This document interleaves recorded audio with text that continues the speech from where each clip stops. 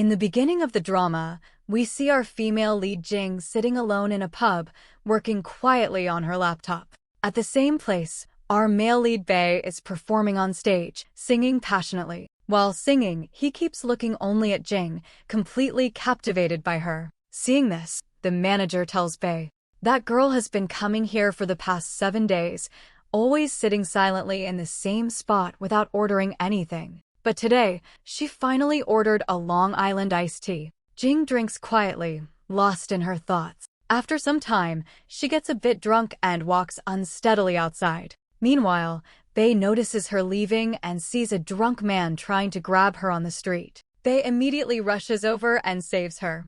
When Jing sees Bae, her face lights up with happiness. She says excitedly, "It's you." She starts moving closer to him, while Bae, confused, steps back. Jing keeps walking toward him, saying she really likes his face, and before Bae can react, she suddenly kisses him. Then she mumbles that he should drop her home, and passes out right there. Bae carefully helps her into his car.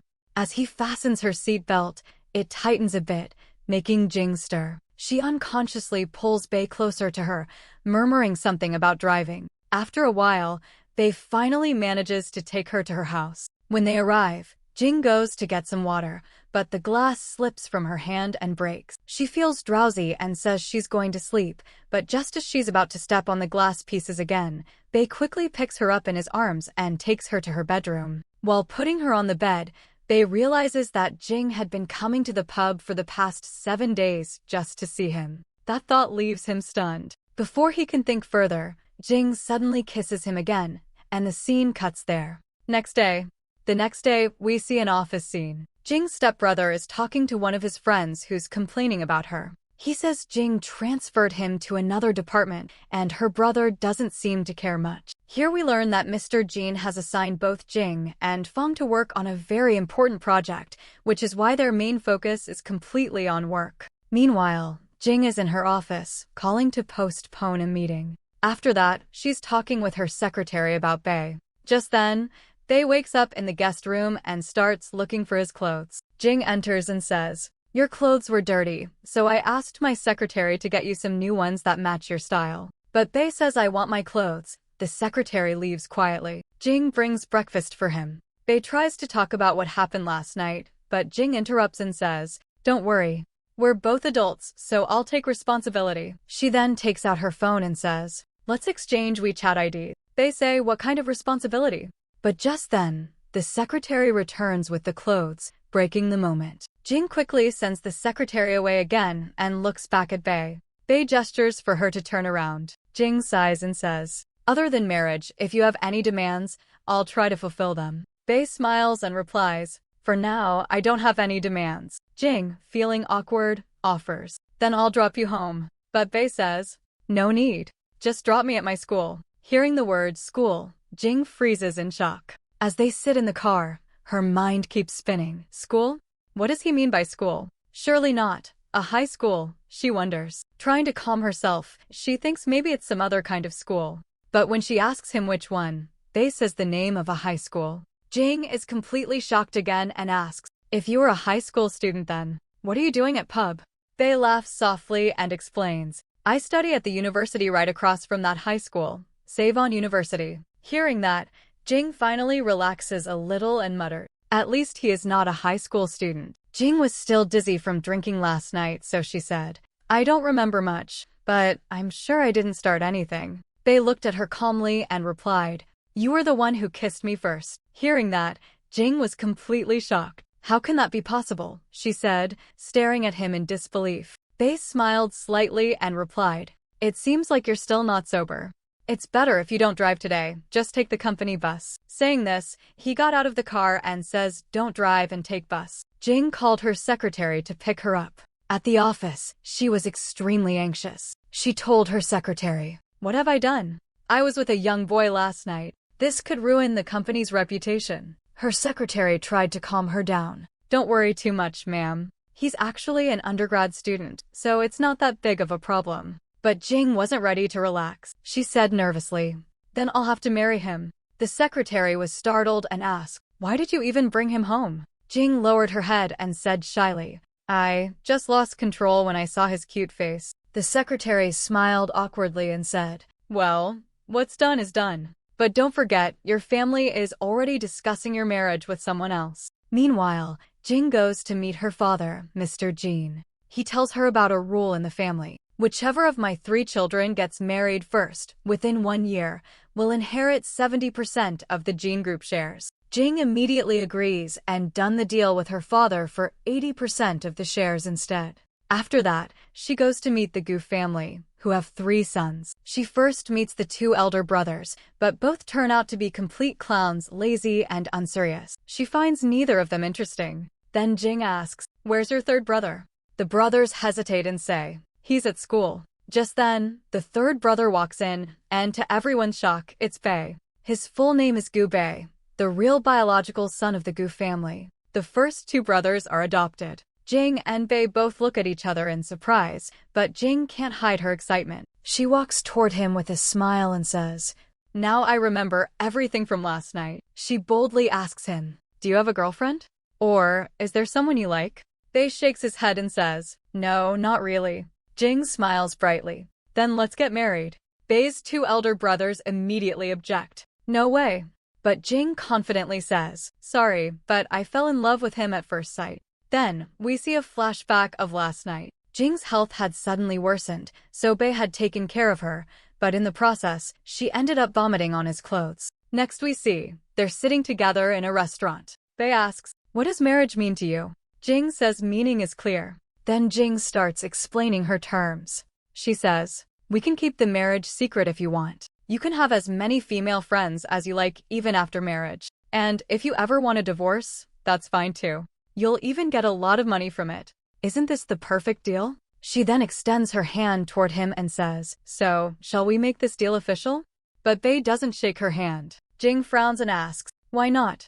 Bei calmly replies, because I don't plan to marry anyone right now. But if I ever do, I won't divorce. And for the record, I remember everything from last night clearly. He looks into her eyes and says gently, if you want to marry me just because of what happened last night, then there's no need. He gets up and leaves, leaving Jing sitting there, upset and embarrassed. She mutters to herself, if you were going to reject me anyway, then why did you come to my house last night?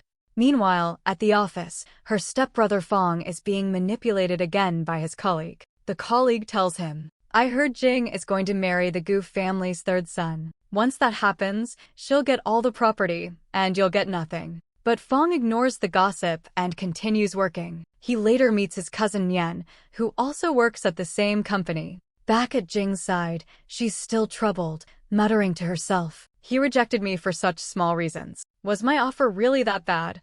Just then, her secretary brings her a glass of water. Jing asks, where's my usual glass? The secretary replies, we couldn't find it. Jing looks down and notices a note under her cup.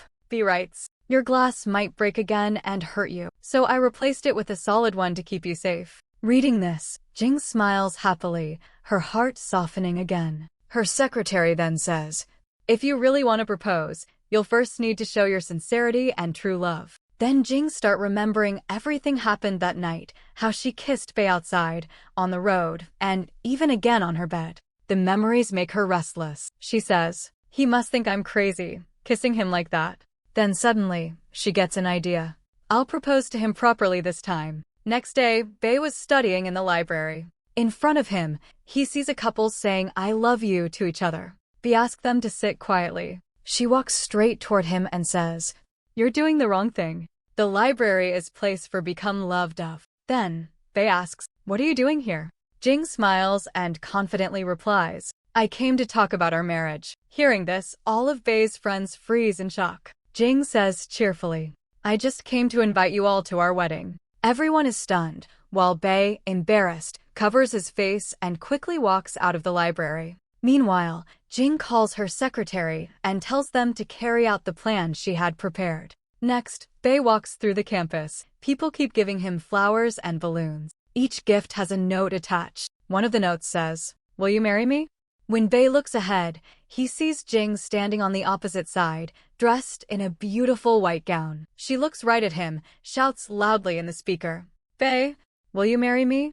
The entire college was in shock. Seeing this, Bae panics and starts running away. Jing runs after him, refusing to give up. But when she realizes he won't stop, she suddenly pretends to twist her ankle. Bae, seeing her hurt, immediately rushes back to help her and says, "Please go home." Then we see outside too. Jing tries to follow him again, but this time she really can't. Her ankle actually hurts. Bae stops and goes back to her. She looks up at him and says like a little girl, "Can you carry me?" Bae hesitates, but finally picks her up gently in his arms, sets her down on a bench carefully, and says, but as he turns to leave, Jing stops him, looks straight into his eyes, and says softly, "If I tell you I fell in love with you at first sight, will you believe me?" Bae pauses for a moment, then quietly walks away without replying. After some time, Bae is seen returning on his bicycle. Then the scene flashes back as shown. He had fallen for her the very first time he saw her at the pub. Now both of them seem secretly happy, though neither has said it out loud yet. Next we see, Jing moves all of Bae's belongings into her house. Meanwhile, Fong's friend tells him again, Jing is about to marry the Gu family's third son. Once that happens, she'll get everything, but remember, Bae is still a student and 6 years younger than her. Just then, our second female lead Jing enters. She interrupts their conversation with a firm tone and leaves, clearly irritated. Back at Jing's house, she catches Bae changing his shirt. She quickly tries to stop him and ends up picking up his shirt herself, looking curiously at his toned body. Jing teases him. If you ever live in someone else's house, you should learn how to protect yourself. Meanwhile, Fong shows some photos of Jing and Bae together to Mr. Jean, and he looks very pleased. Mr. Jean tells that he has liked Bae since childhood. He even wanted to talk to Mr. Gu about Jing and Bae's marriage, but since Bae was 5 years younger than her, he felt awkward bringing it up at that time. But now, things have changed. Both of them truly love each other. So, Mijin agrees to get them married. Finally, the wedding day arrives. Jing finishes her office meeting early and rushes out to the registry office, while Bae comes after completing his classes. They register their marriage, take some beautiful photos, and walk out hand in hand, smiling happily. But just then, Jing gets a call from her office. She's urgently needed for work. She apologizes to Bae and leaves. Bae tries to stop her for a moment because he had brought a ring for her. Just as he's about to give it, Jing says, "Don't you think we should keep our marriage a secret for a few days?" Hearing that, Bae quietly puts the ring back in his pocket. After finishing work, Jing goes shopping to buy a few personal things. Meanwhile, Bae prepares a special dinner for her and waits for her to return. Though he's a little sad, he keeps himself busy. At the office, Sachin comes to talk to Jing, but she ignores him completely and walks away. Later that night, Bae calls Jing to ask when she'll return. She says she's still busy and will be late, so he waits until he eventually falls asleep. After a long while, Jing finally comes home. Seeing him asleep, she feels touched. When Bae wakes up, she says, "I don't even have a kitchen, yet you made all the delicious food." But Bae, still slightly upset, turns away. Jing gently stops him, takes his hand, and brings him to the bathroom. There, she shows him couple toothbrushes, couple towels, and many other matching sets she bought, all chosen by her. Seeing all this, Bae's anger starts melting away. Jing smiles and says, "Today is a very special day."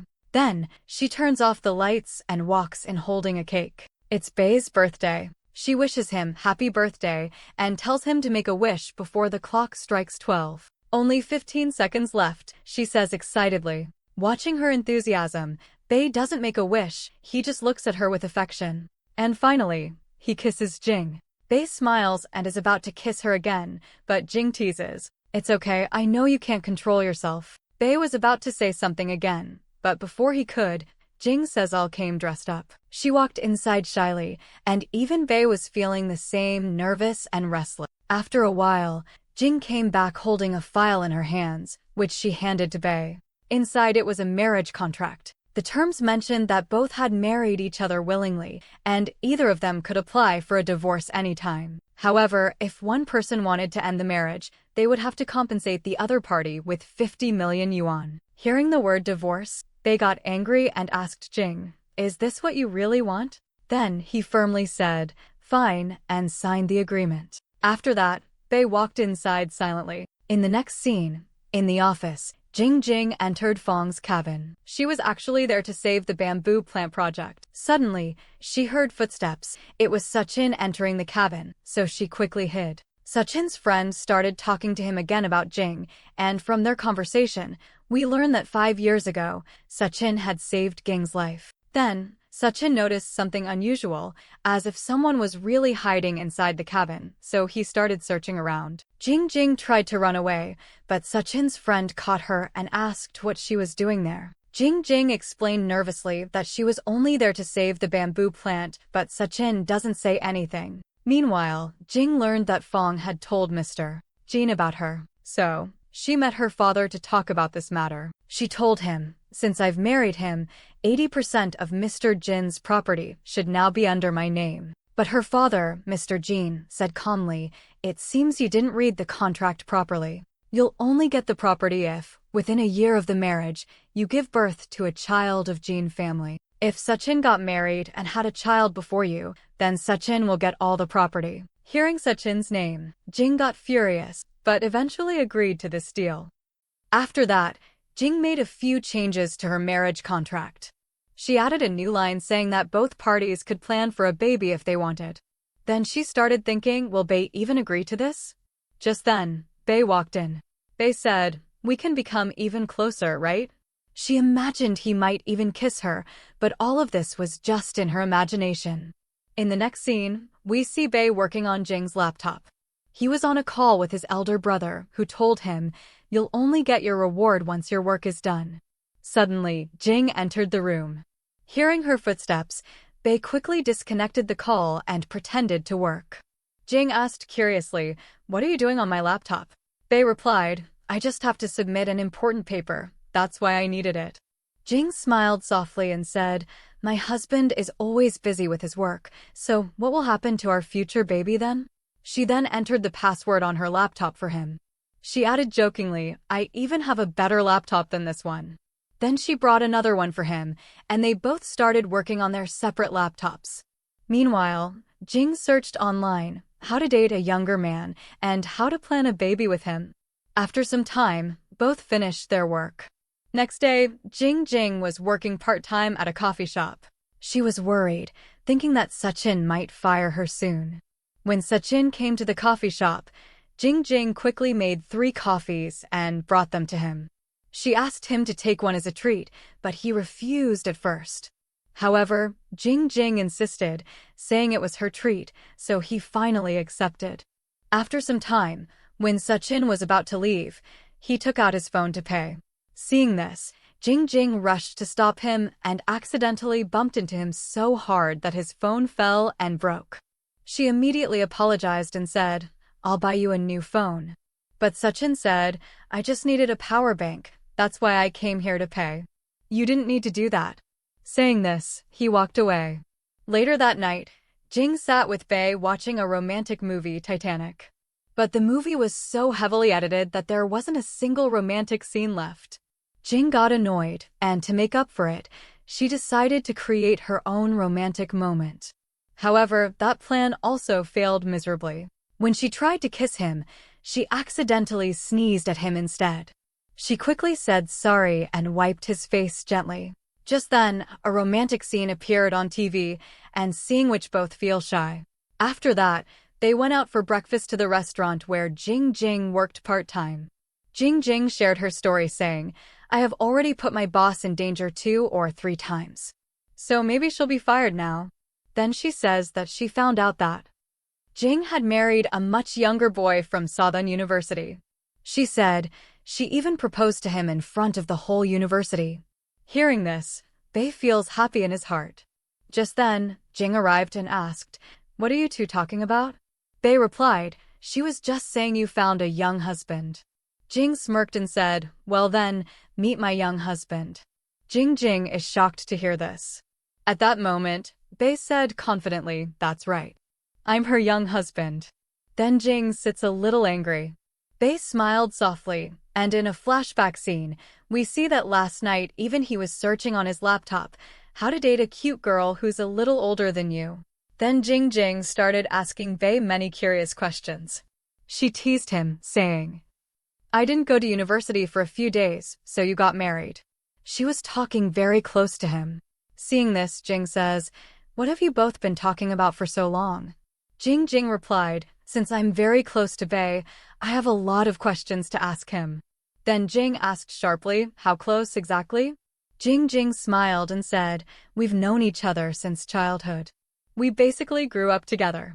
Then she thinks that these two are childhood sweethearts. Jing says, "This is a treat from me." Jing smiled sweetly and said, "You've worked really hard today. You should save your money." Meanwhile, Bei mentioned that Jing's family was quite rich. They owned several tea houses and other businesses. Hearing this, Jing instantly pulled Bei closer to her and said to Jing with a tight smile, "Thank you for taking such good care of him." She added, "Actually, my mother took care of him." She gets very jealous after hearing this and thought there was something between him and Jing. Jing said sharply, "I'll take care of Bei myself. You can go find another boy to look after." Finally, Bei decided to clear the misunderstanding. He said calmly, Jing is my cousin." Hearing that, Jing's expression changed immediately. Her anger disappeared, replaced by embarrassment. She quickly called Fong and makes Jing a permanent employee. After that, while returning home, Jing was still upset. Then she caught his hand. Both looked very happy. Bei brings candy floss for Jing. Jing playfully kissed that candy and turns her lips towards Bei and pointed toward her lips. Bei looked confused and said, "What? Your lips look perfectly fine to me." She say, "I'm not asking you to check my lips. My lips are sweet now, so can you kiss me?" Bei gets nervous after hearing this, and he says, "What are you saying publicly?" So finally Jing tells him that she wants a baby. Jing teased, no matter how talented she is, she can't do this alone. "She need your help, Bei." Hearing this, Bei suddenly understood why she had been acting so romantically that morning, even watching Titanic and trying to create moments. He asked seriously, "Wait, did you marry me just to have a baby?" Jing smiled sweetly and replied, "We're already married, right? So now we can start planning for a baby." Just then, a little girl came to them with a basket of flowers. She smiled and said, "These flowers will help you with your baby planning."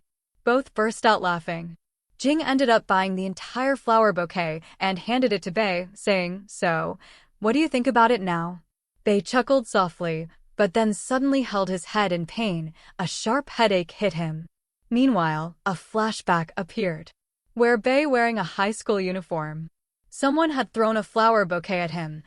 The next day, she finds out from Jing at the office, when Bei was 17 years old. He was hit on the head by some bullies. No one helped him. No one treated him. His real mother had already passed away, and his stepmother along with his two stepbrothers had transferred all of his father's shares into their own names. That makes Jing feel very bad after hearing that. Just then, she received a call from Bei. He said he was waiting downstairs at the office building, so she quickly went to bring him up. In another scene, we see Jing drinking water when Sachin suddenly appeared there. Seeing him, she said coldly, "Please stop there. You know, every time you see me, something unlucky happens." Jing looked away and started to leave, but Sachin's friend accidentally bumped into her, spilling water on Sachin's clothes. She quickly said sorry and left from there. Back at Jing, she brought Bei inside. Seeing them both together, secretary called Mr. Jean to update about the situation.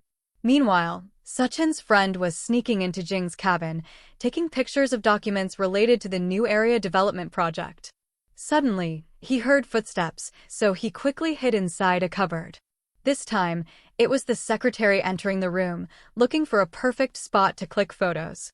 But he too heard a sound of footsteps, so he also quickly hid inside the cupboard. When Jing entered the cabin, she noticed a piece of cloth stuck in the cupboard door.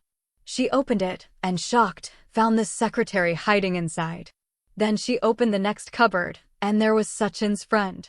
Jing stood frozen, completely confused. At that very moment, they all heard footsteps of Jing, panicking.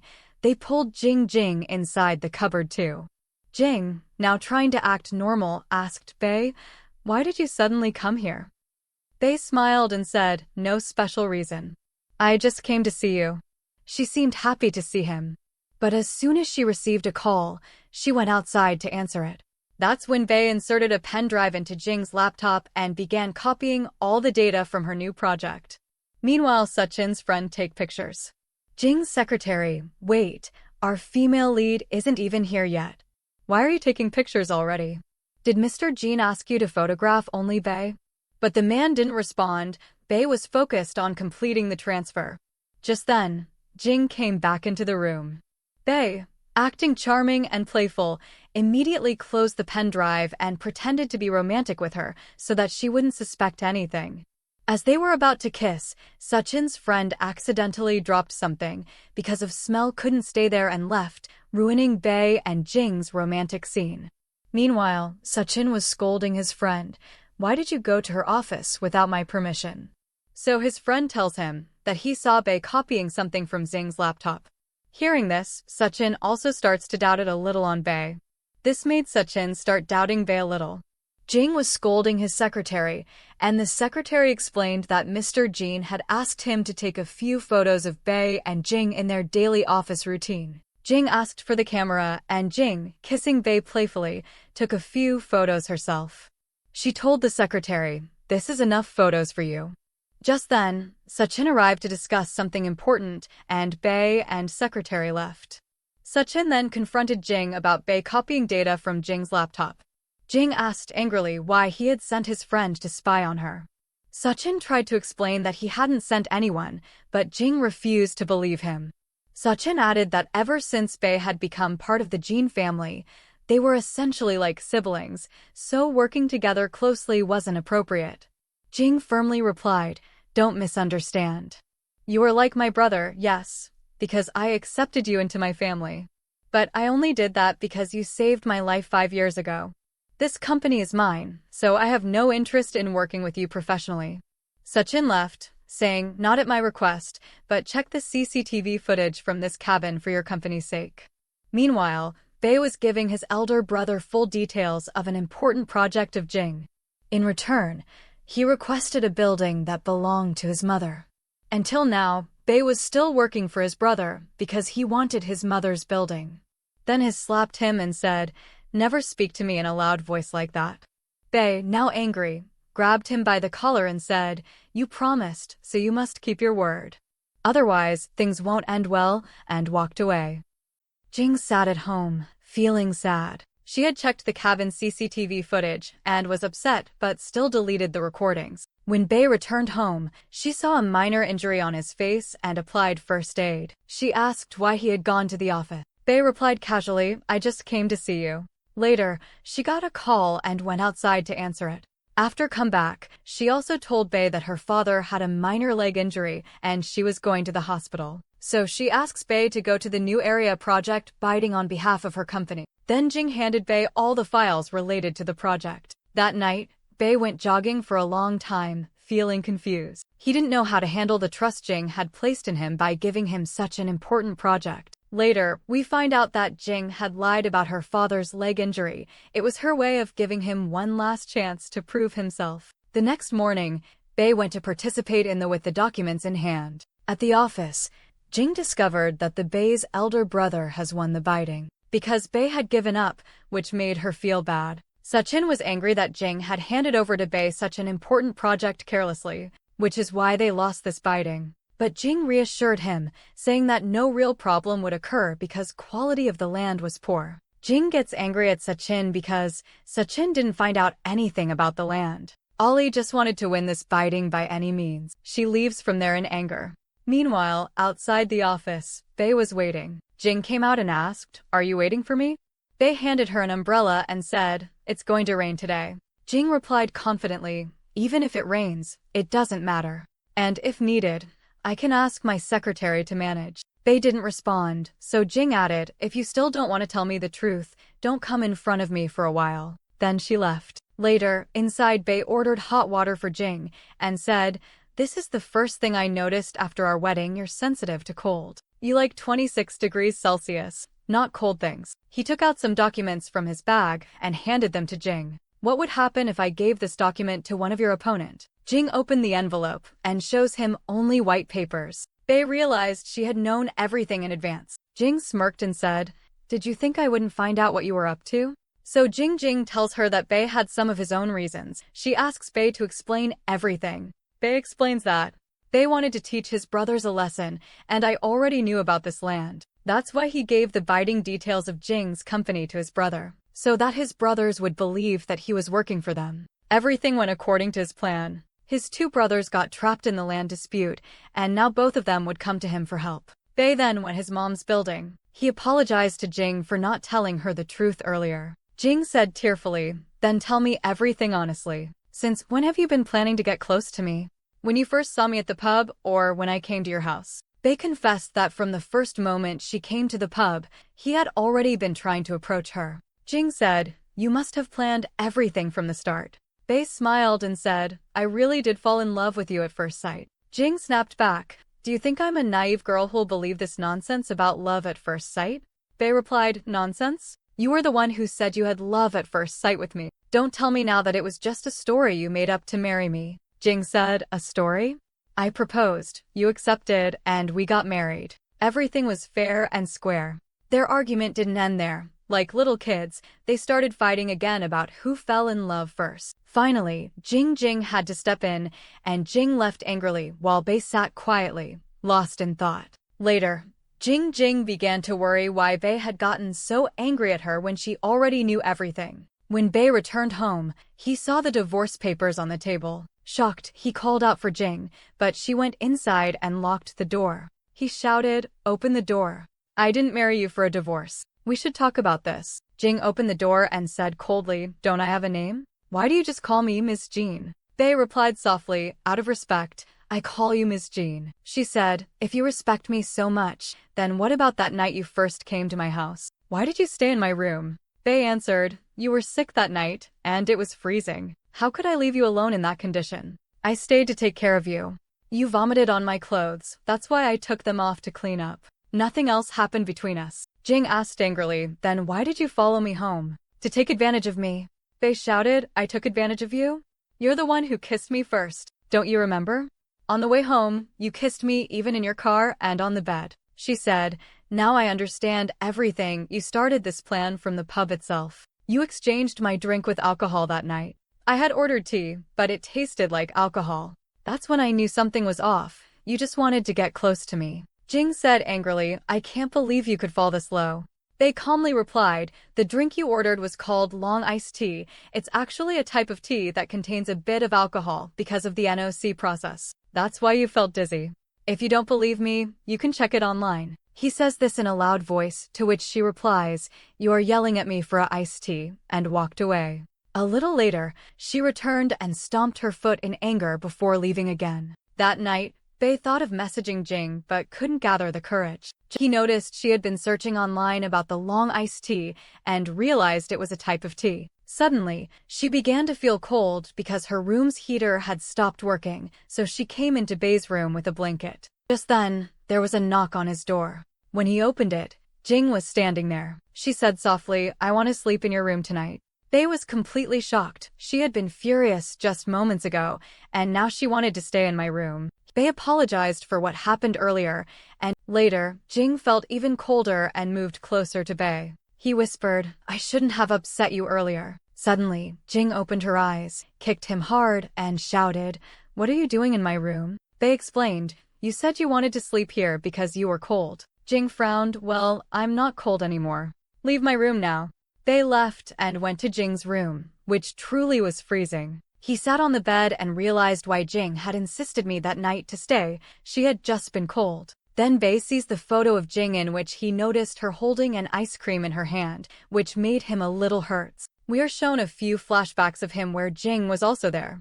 Then Bei gets a call from her. She asks him to come to her room. The heater in Bei's room also breaks down. The room became extremely cold, and she started panicking. Seeing this, Bei quickly put extra blankets over her and sat beside her, keeping her calm until morning. When Jing woke up and saw him beside her, she felt a strange warmth and kissed him on the cheek. At breakfast, Bei jokingly called Jing by her name and said, "From now on, I'll always call you this." Bei then apologized and told Jing he wanted to live a happy life with her and never wanted a divorce. Jing replied, "I'll think about it," and ran back to her room, locking the door. They followed, confused, wondering what she meant by that. When Jing came out later, he noticed that the zip of her dress is slightly open. He tried to fix it for her, but Jing misunderstood and thought he was about to kiss her. She leaned forward slightly so Bae kisses her, then everything turned fine between them.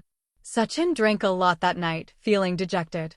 Despite doing his best for the company, Jing and Mr. Jean still treated him like an outsider. Just then, Jing appeared. She works part-time there. She helped him leave the place. Next day, Bae meets Jing's secretary and asked about what happened 5 years ago with Jing. Jing's secretary explained that 5 years ago, Jing had climbed onto a freezer truck to rescue a cat, but the door locked from the inside, trapping her there. In addition, she is also cold-sensitive. At that time, Sachin had arrived just in time and rescued her. When Jing carried Sachin to the office, she goes to take something. Later, when Jing came back, she saw him sitting alone in the corner, crying silently. She sat beside him and comforted him. The next morning, when Sachin woke up, he saw Jing sitting nearby and asked her, "What are you doing here?" On the other side, Jing came to meet Mr. Jean, not for herself but for Sachin, because she had seen how much he worked for the company and wanted the company's business unit to be handled by Sachin. For this his father also agreed. He said that as sooner you give them their heir, the sooner she will become the president of the company. After that, Jing got back to work and started reading romantic comics, trying to create a romantic situation. Bae then went to talk to her about the incident from 5 years ago. But Jing was in a playful mood. She gets an idea by reading comic. She wanted to make fall Bae on sofa. But he got her off the couch at once. She is surprised to see this. She tries to cuddle him on the couch, but she won't. So she starts asking him like a little girl. Jing pretended to scold him, saying why he lifted her too quickly and now her legs hurt. Bae took her to the dining table and told her he wanted to talk seriously, but she gets angry at him and leaves, thinking he had ruined the whole plan. Meanwhile, at the office, Jing saved the bamboo plant completely. Just then Sachin comes and said, "I threw this away.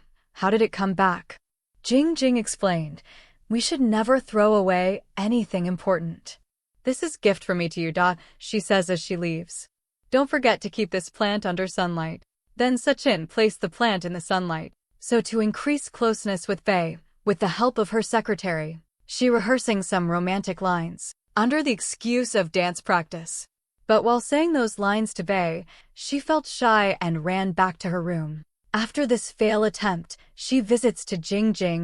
She finds out from Jing that when Bae was 17 years old, he liked a girl and wanted to marry her. Hearing this made Jing extremely angry. She thanked Jing and left. While looking at Jing's resume, Sachin realizes that she is Bae's cousin and that they both studied in the same high school. We find out through a little flashback. Sachin was also teacher at the same high school. During that time, he met Bae. He then tells his friend to collect all information about Bae. At home, Jing was very angry but tried hard to stay calm. When Bae came back, he smiled and went to the washroom. Seeing that made Jing even more furious. She followed him inside and asked why he didn't want to have a baby with her. Bae, nervous from her sudden action, said he needed the right timing. Hearing that, she became angrier and said she had tried so hard to create a romantic moment, yet he still rejected her. Bae replied, "You're the one who got shy while saying your own romantic lines." Jing snapped, saying, "I know this is all because of your first love. You're still thinking about the girl you wanted to marry when you were 17. Bae, shocked, said he didn't even remember what she was talking about and that there was no such girl. But she wasn't ready to believe it. So he picks her up and takes her to the bedroom. "If that's what you want, fine, this is what you'll get." Bae kissed her and said he only loved one girl, Jing. Then their romance begins. The next day, Jing was in an extremely happy mood at the office. She talked to everyone nicely and didn't get angry at anyone. Jing bring oranges from home. She saying, "I love oranges so much," while he didn't like oranges at all.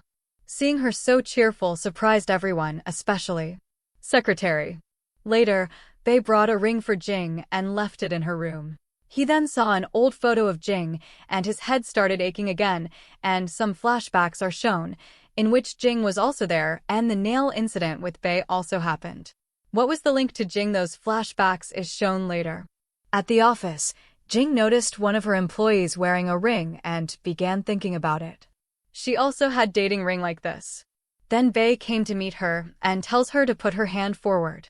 Excitedly held out his hand as if to put a ring on her hand, but instead, Bae handed her a candy. Then they went for dinner together. While cooking, Bae told her a joke and kept pointing at her fingers to show something. That reminded Jing of their high school days. Then Jing asked Bae, "Did we already know each other?" As Jing sees the ring in his hand, then asks for her own ring. Bae tells Jing that the ring is in her bedroom, so Jing runs to get it, returns, which he puts on her with his own hands.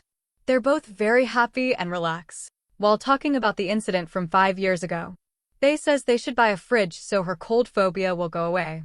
Jing laughs and says, "Then stay with me forever." After this, Bae decides to investigate the 5-year-old incident with Jing. Then he goes to the secretary, who tells him Jing had gone to Bae's school that day and that Suchin had been a teacher there. Bae asks for the exact date, November 30th. From distance, Suchin's friend overhears everything. That friend tells everything Suchin. Suchin says, "What if Jing's father finds out that his whatever happened to Jing 5 years ago was done by Bae?" It seems to be clear from their talk, Suchin also has a hand in that incident. Then a flashback shows November 30th. Bae had come to speak with Suchin about why his design wasn't accepted. Suchin says, "You submitted it half an hour late, so we couldn't take it." They argue. After that, Jing, who had forgotten her ring at home, asks Bae to help her find it. He finds it in a drawer. Looking at the picture lying there of Jing, he seems to remember flashbacks. And when he pulls out photo, he notices something writing on the back, which was in Bae's handwriting, but he can't understand it. Just then Jing enters, and he asks who took that photo. Jing says she doesn't remember, maybe a high schooler took it. Meanwhile, Suchin starts to like Jing a little bit. He opens up about everything, including that he once loved Jing, but later discovered his mom had married Jing's father, which shattered his world. After talking with Jing, he feels calmer and promises not to disturb her again and left. Later, Jing gets a call from Bae asking her to meet him. He wants to know what really happened 5 years ago. Jing tells him that on that day, Bae had fought with his 2 brothers and left home for school, where he also argued with his teacher. Later, he took Jing to a place, the same place where the photo of Jing had been taken 5 years ago. He said, "This is where I met Jing for the first time." Then he showed her the photo, saying it had been taken by him, written on the back in Bae's handwriting. Bae told Jing that he would pay her back for the ice cream.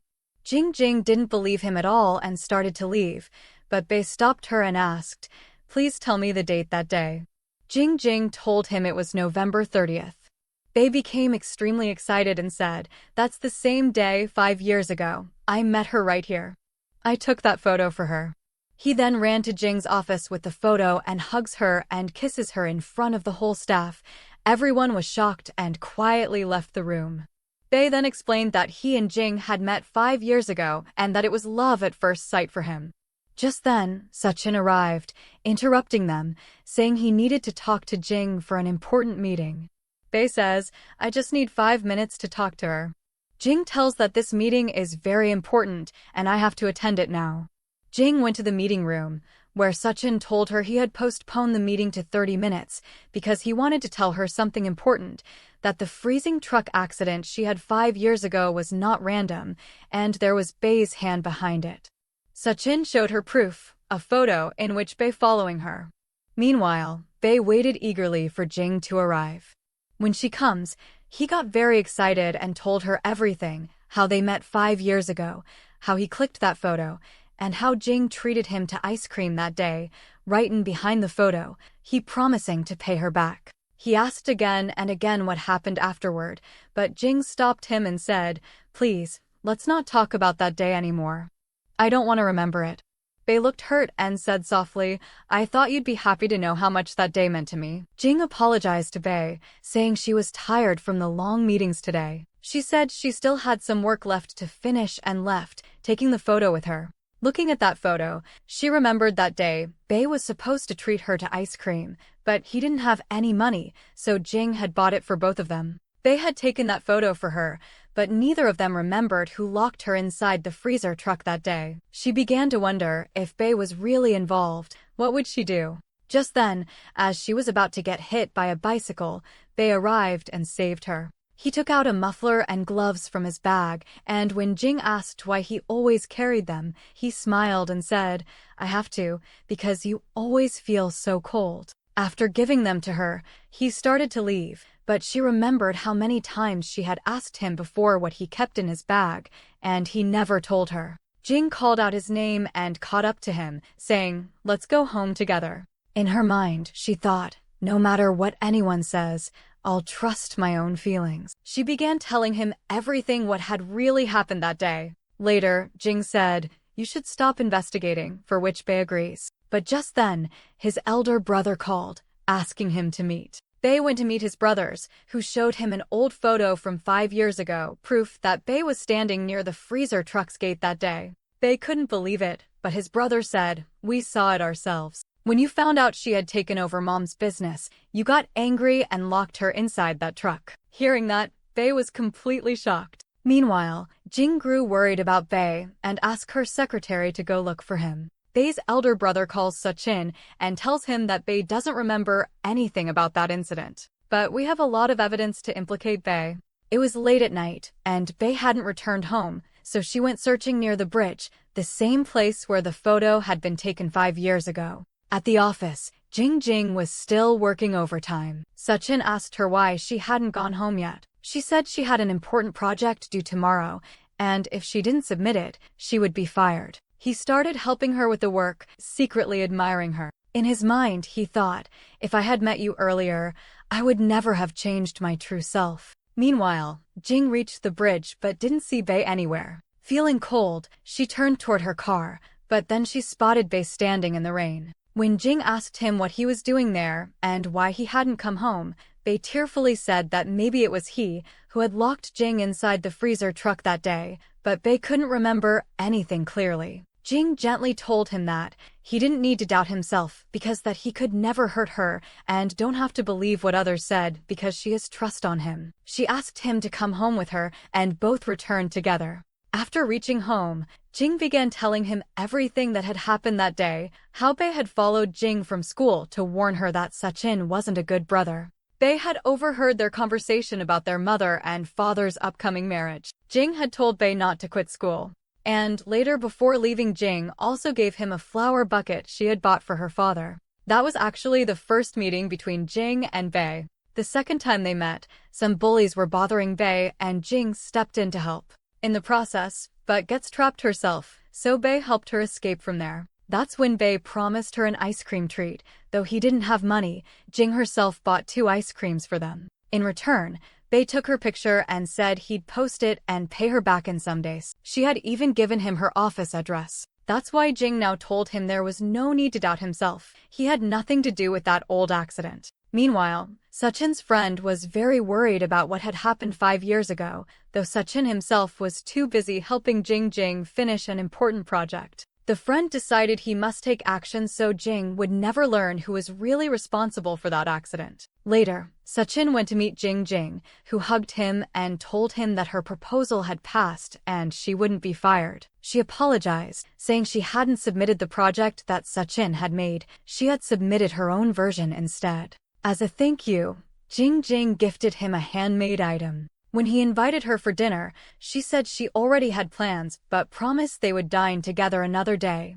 As she was leaving, Sachin stopped her and told her that he would be away for some time. When Jing asked where he was going, how long he'd be gone, and when he'd return, he didn't answer. Instead, he just hugged her tightly. He said, "I'll enjoy your food," and then left. When he hugged Jing, she felt truly happy. The next day, Jing brought home a refrigerator. Seeing this, Bae asked, "Why did you buy this fridge?" Jing replied that it would be more convenient for them since they would now be eating home-cooked meals daily. Bae started worrying about her. Jing had told him about the incident, but had never shared it with anyone else, as she didn't want to talk about it again. Jing told Bae that she would slowly forget the past, but she wouldn't let those people go easily, those who were trying to trap Bae in this case. So Jing and Bae both went straight to Bae's two brothers and demanded the video proof showing that Bae had locked Jing in the truck. The brothers showed them the video, but it only showed Bae walking away from the truck. Jing directly asked them who was behind all this and who wanted to frame Bae.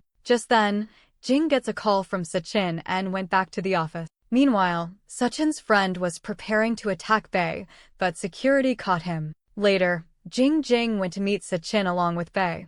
But Sachin asked Bae to wait outside while she went in to talk privately with Sachin. Inside, he confessed everything. It was his friend who had locked her in the truck. They planned to make their family accept him. When they locked Jing inside the truck, she screamed inside the truck, and Bae, who was nearby posting a letter, heard her voice. He ran toward the truck but couldn't open the door. He fetched tools to help, and Sachin, who was hiding nearby, he was waiting for Bae to leave so he could help Jing. But Bae sees Sachin. He asks him to help him open the door of truck, as Bae was going to open the truck with rod. But from behind, Sachin struck Bae on the head with a wooden stick, one that had a nail that pierced into Bae's head. But Sachin didn't realize it then. After that, Sachin opened the truck door. Back in the present, Sachin finally revealed the guilt he had been living with for years. He admitted everything, which gave him some relief, but Jing was furious. She shouted, "Didn't you realize your actions could have killed me or Bae?